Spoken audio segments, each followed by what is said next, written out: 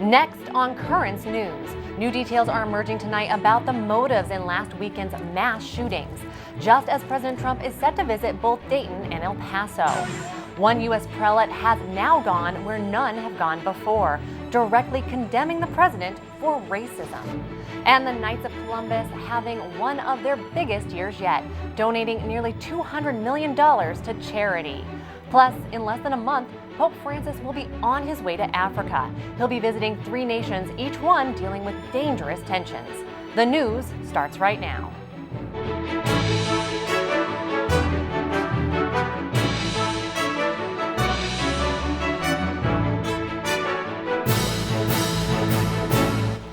Good evening, I'm Tamara Lane. We begin with breaking news tonight about the gunman who shot people at a food festival in California more than a week ago. The FBI now saying he had a target list, and they've launched a terrorism investigation. The shooter intended to hit religious institutions and political groups of both parties, according to the feds. His attack with an assault rifle on the festival in Gilroy left 3 people dead and 16 wounded. Now to our other top story. There are new developments tonight in the massacres that ravaged El Paso and Dayton. President Trump will visit the cities tomorrow, and police are searching for leads to the violence that left at least 31 people dead. Through it all, Americans are mourning the losses. Currents News' Emily Druby reports on an emotional gathering right here in Brooklyn.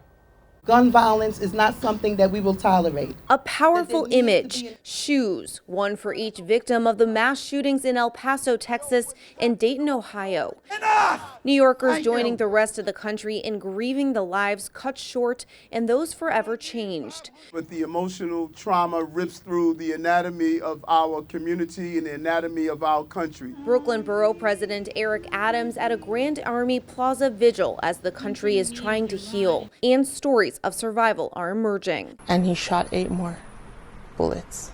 I counted them because I said one of these is going to be mine. In Dayton, businesses reopened Monday, including the bar targeted by the gunman. A gun show scheduled in the city for this weekend has been canceled. In El Paso, a funeral home has announced they will provide free funeral services for the families of those that lost a loved one. The White House announcing President Trump will be visiting both El Paso and Dayton on Wednesday. The president has wanted to go there since he learned of these tragedies, and he's able to move around this country. The Secret Service says that it's safe and ready. The president planning on visiting with victims' families, survivors, and law enforcement, and reviewing recovery efforts. This as more details are emerging about El Paso shooting suspect Patrick Crusius. Officials saying the 21-year-old alleged shooter has shown no regrets or remorse for his crimes, describing him as emotionally cold. El Paso police saying Crusius picked the shopping plaza at random. He's being charged with capital murder, the shooting being called an act of terrorism. The suspect in the Dayton shooting, Connor Betts, was fatally shot by police at the scene. We can't be numb to violence. As the investigations continue, people are banding together in Brooklyn and around the world. I looked at the empty shoes, each one that represents a life that was snuffed out just like these candles. Providing a light for each other in the dark. Emily Druby, Currents News. We already know about the racist anti-immigrant manifesto reportedly written by the accused El Paso shooter Patrick Crusius. Tonight we are learning about the apparent political views of the alleged Dayton killer Connor Betts. A Twitter account that seems to belong to him retweeted extreme left-wing and anti-police posts. The messages also backed the radical and often violent group Antifa, which is short for anti-fascist. And some of the retweets supported Senators Bernie Sanders and Elizabeth Warren. Police are still working on determining a motive behind the Dayton rampage. A top American prelate is condemning President Trump for racism. San Antonio's Archbishop Gustavo Garcia Siller is writing on Twitter, "President, stop hate and racism, starting with yourself. President, stop your hatred. People in the U.S. deserve better." Also, El Paso's Bishop Mark Seitz is talking about the president's words, saying he should examine himself and the kind of rhetoric that contributes to the hatred of a whole group of people. For more on American bishops speaking out about political leaders, the national correspondent for The Tablet and Crux, Christopher White, joins us now. Christopher, thanks for joining us. Good to be with you, Tamara. Let's start by listening to what President Trump said when he addressed the nation yesterday. In one voice, our nation must condemn racism, bigotry, and white supremacy. These sinister ideologies must be defeated. Hate has no place in America. Hatred warps the mind, ravages the heart, and devours the soul. We have asked the FBI to identify all further resources they need to investigate and disrupt hate crimes and domestic terrorism, whatever they need. We must recognize that the Internet has provided a dangerous avenue to radicalize disturbed minds and perform demented acts. We must shine light on the dark recesses of the Internet and stop mass murders before they start. The Internet, likewise, is used for human trafficking, illegal drug distribution, and so many other heinous crimes. The perils of the Internet and social media cannot be ignored. Strong words from the president. So Archbishop Garcia Siller accused him of racism last night after Trump spoke. Does this mark a first time for high-ranking Catholic leaders? Yes, this is the first time a Catholic bishop has directly accused the president of racism, and particularly linking it as a motivation for this shooting.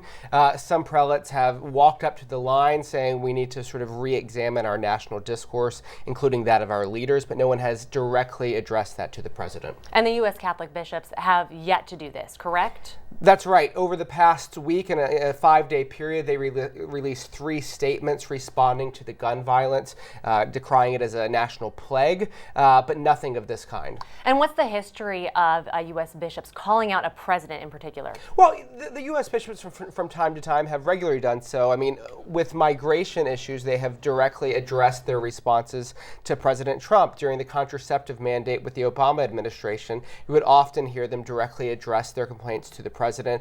This dates back even further to, say, Cardinal Francis Spellman here in our own backyard of New York, who was known as sort of the powerhouse because he was such a player with political figures, working closely with the Roosevelt administration, starting the famous Al Smith dinner that brings together candidates. So this sort of familiarity is not new. What impact could this have on Catholics, not only in Texas but beyond? Well, I think for the bishop in Texas, his hope is to rally them and to say we have to have sort of a national re-examination of our conscience at a personal level and at a political level. I think that's probably what's motivating this. I think, for some people in the pews that sort of respond based more on their politics than their faith, it could have an adverse effect. It remains to be seen. But I think, we're going to continue to see pressure from Catholic leaders to sort of speak out. So we'll see where that leads. An interesting first. National correspondent for The Tablet and Crux, Christopher White, thank you for joining us. Thanks, Tamara. Many of the victims killed on Saturday are now being laid to rest. A Catholic grandmother is one of them. Angie Inglesby was shot and killed while at the Walmart in El Paso. Angie's sister talked about the legacy left behind. My sister actually raised 7 children, and she had 22 grandchildren and 11 great-great-grandchildren. Josephine Romero says her oldest sister, Angie Inglesby, was a hardworking, loving woman and lived in El Paso for the past 60 years. The sisters last spoke with each other 6 days ago. She says, Josephine, take care of yourself, and I will see you soon. That's the last words she told me. But on Saturday, the 86-year-old took a trip to Walmart and never made it home. It's a norm and it needs to stop. And you just never know when it's going to be a loved one of yours, and it's hard. Jennifer Brantford is Angie's niece. She's heartbroken she won't ever be able to tell her aunt how much she loves her again. Everybody wishes this, but they wish that they can tell that person that they loved them one last time for sure. Police named 21-year-old Patrick Crusius as the suspect who killed 22 people at the El Paso Walmart on Saturday. For Romero, her sister's death has her wondering why. I wish that I could tell him, I says, why did you do it? Look how many people he ruined. Angie's niece, Sandy George, will always look at the suspect as the man who took away her aunt from her family. He has no remorse, so I don't have no really good things to say about him. But Brantford believes forgiveness is the only way to heal. We need to reunite as one and stop racism, and we need to love one another more. Angie's massive Christian burial will be celebrated on Friday at St. Pius Catholic Church in El Paso. One of the United States' most internationally acclaimed authors has passed away. Toni Morrison, best known for her work exploring Black identity in America, died yesterday in the Bronx from complications of pneumonia. She was 88 years old. The Catholic convert had a decorated career that spanned 6 decades. She was the first African-American woman to win a Nobel Prize. And in 2012, Morrison was awarded the Presidential Medal of Freedom by President Obama, the highest civilian honor in the United States.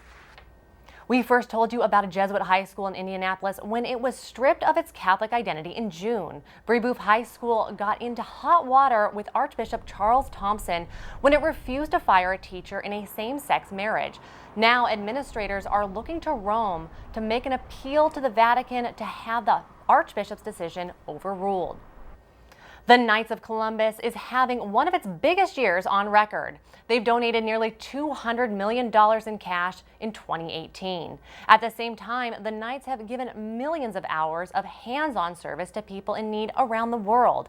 When everything is put together, the value of what the Knights have accomplished approaches $2 billion. One big cause that the Knights have focused on, especially here in Brooklyn, is helping persecuted Christians in Iraq. There's a lot more news headed your way. Are angry young men America's greatest threat? We sit down with a columnist studying the issue. The U.S. China trade war is officially back on. The Treasury Department labeling Beijing a currency manipulator. What's it mean? And the men who are constantly on call to protect the Pope. But what about the women behind them? Let's take a look at family life inside the Vatican's walls. Do you have a story idea or want to share a tip? Email us at newstips@desalesmedia.org or call our 24-hour number 718-517-3122. We'll be right back.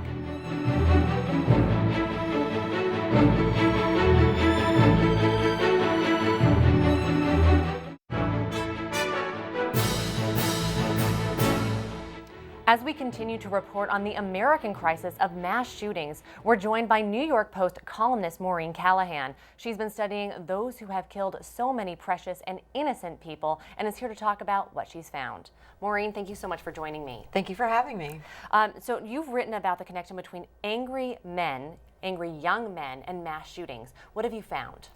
Well, the initial column that I wrote was really asking the question, why are so many of these mass shooters overwhelmingly young white men? The first of the 3 perpetrators who unleashed this kind of carnage in just the last week alone was reportedly asked, why are you doing this during the assault? And he said, because I'm really angry. And so from there, I thought that was a really interesting point to jump off into, hoping to start a national dialogue. One of the things that you did was, in your first column, you asked the question, why are young men so angry? And people responded, and you got hundreds of responses. From those responses, did you come up with any theories? Was there any distinct answer that you found why these young men could be so angry?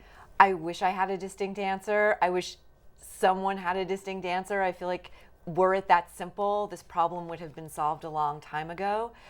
What I was hearing from readers was a multitude of potential reasons, from feeling overworked, underappreciated, as though the culture has since pushed them aside, that they are just sort of are verbal references constantly in the culture to things like toxic masculinity or white male privilege are sort of eroding away at the identity of this cohort.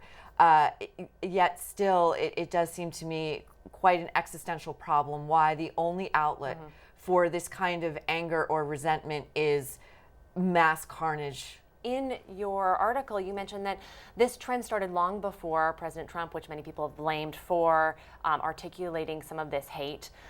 What did you see? When do you think this trend started? I think that Columbine was sadly the spark that lit the fuse. We saw a lot of copycats And since then, you've seen a lot of young men find refuge in really dark corners of the internet, and they find some sort of succor in hate groups, in groups that seek to blame the other. And largely you've got, young men who are attracted to white supremacist teachings. So how has the culture changed so that the angry young men are changed? How do we change this? Again, I wish I had the answer, but we do need to, I do believe, have a real national conversation about what is plaguing young American men so deeply. Maureen Callahan, columnist for the New York Post, thank you so much for joining us. Thank you so much for having me. The trade war between the U.S. and China is intensifying. The U.S. Treasury designated China a currency manipulator, and President Trump says come September, an additional tariff will be placed on the country. Kristen Holmes reports the latest. A day after global markets were sent spiraling, President Trump doubling down on his trade tactics with China, tweeting massive amounts of money from China and other parts of the world is pouring into the United States for reasons of safety, investment, and interest rates. We are in a very strong position. This coming as the trade war between the two global economies escalates. China announcing this week it would no longer buy U.S. agricultural goods, a move the American Farm Bureau called a, quote, body blow to U.S. farmers.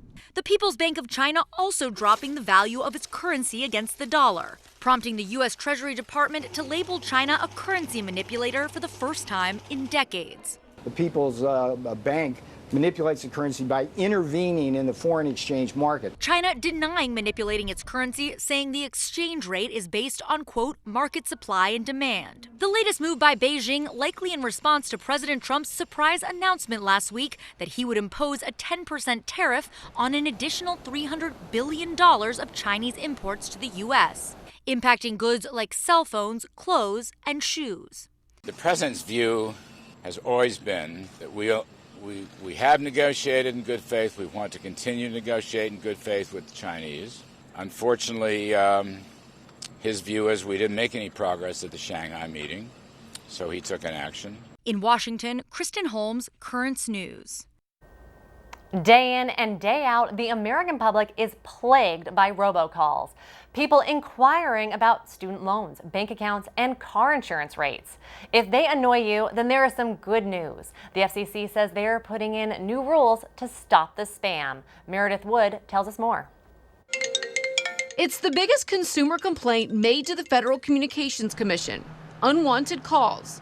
Now new rules close a loophole in the law that had prevented the FCC from going after scammers, those sending spoofed text messages and those overseas making spoofed calls to Americans. It was already unlawful to transmit misleading or inaccurate caller ID information with a criminal intent. The new rules extend to text messages, calls from outside the United States to those within the U.S., and additional types of voice calls. According to the FCC, foreign robocallers often use caller ID spoofing, making it appear that their phone number matches a trusted organization they claim to represent. Pressure tactics can then be used to defraud Americans out of money and personal information. The new rules prohibit such malicious spoofing and allow the FCC to bring enforcement actions against those who spoof text messages and those who seek to victimize Americans from overseas.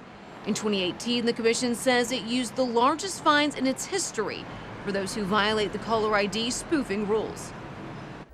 The FCC says some experts estimate that Americans received nearly 4 billion robocalls per month in 2018. Still to come on Currents News. Wheels up. In less than a month, the Holy Father will touch down in Africa, visiting 3 nations with believers anxious to catch a glimpse of Pope Francis. We have a rundown of his plans. The women behind the Swiss Guards. They're empowering their husbands and their families to live holy lives. And the tablet has a brand new page called Our Diocesan Family, where you can share your pictures of recent baptisms, Holy Communions, confirmations, marriage, all the joyous sacraments.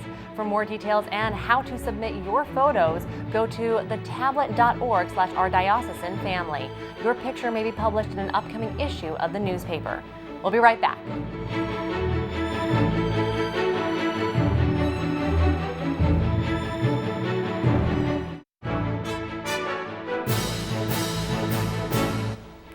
Flights are booked and his agenda is set. Pope Francis will be traveling to Africa in just under a month.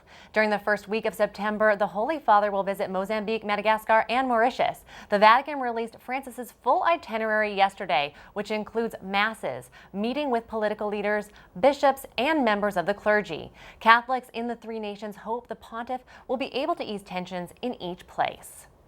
Finally tonight, the Swiss Guards are dedicated to protecting Pope Francis, but they also have lives of their own and families that live within the walls of the Vatican. Melissa Butts reports from St. Peter's Square on what their day-to-day looks like.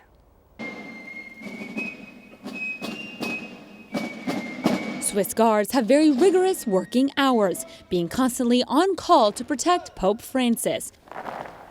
Yet they also have a personal life, and around 20 guards have wives and families.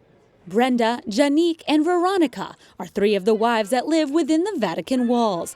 They each have 3 children, making up nearly half of the 20 children of Swiss Guards living at the Vatican. And living here with a family is a great opportunity, not only for us as parents, but for the children as well. For years, only guards who had attained the rank of corporal could get married. This is because there are a limited amount of larger apartments, which are given to families or married guards. However, that's all changing now with Pope Francis. He accepted the proposal to allow guards to marry after 5 years of service. Before, it was only after being a corporal. Now everyone can get married. Pope Francis himself didn't like this situation much. So it really initiated with him that he wanted to change the rules, and those rules have now been changed. So you no longer have to be a corporal, which means that your professional success is no more linked to your private life as it was before. And I think that's a really good change. While Janique's and Brenda's husbands had both served as guards for Pope John Paul II earlier in their career, Veronica is completely new to the Vatican, only being here 3 months for her husband's first-time service. My everyday life is very similar to back in Switzerland. I wake up, the bigger children must go to school, and then the housework is done. It's all very similar to back in Switzerland, shopping and cooking, and we have a dog that we go for walks with in the gardens. The wives say their daily lives are normal, just lived out within the Vatican walls. The children play there all together, but leave the smallest country in the world to go to school. So to get there and to get back, that forces the parents to do things together, because we've been fortunate enough to receive 2 little minibuses from a foundation which supports the Guards from Switzerland. And those minibuses are driven by the parents in turn. They told me, if you have a license, you drive. Okay, that's fine, because finding a driver costs a lot, and it's easier for us parents to all take turns driving. The parents have formed a tight-knit community with one another, especially the ones who have children. While the Swiss Guards protect the Pope daily, the families see him once a year for the Swiss Guards swearing-in ceremony on May 6th. On this day each year, new guards are able to join the army of men carefully selected to protect the Holy Father. In Rome, Melissa Butts, Currents News. That is Currents News. I'm Tamara Lane. Thank you for joining us because we are putting your faith in the news. Hope to see you again next time.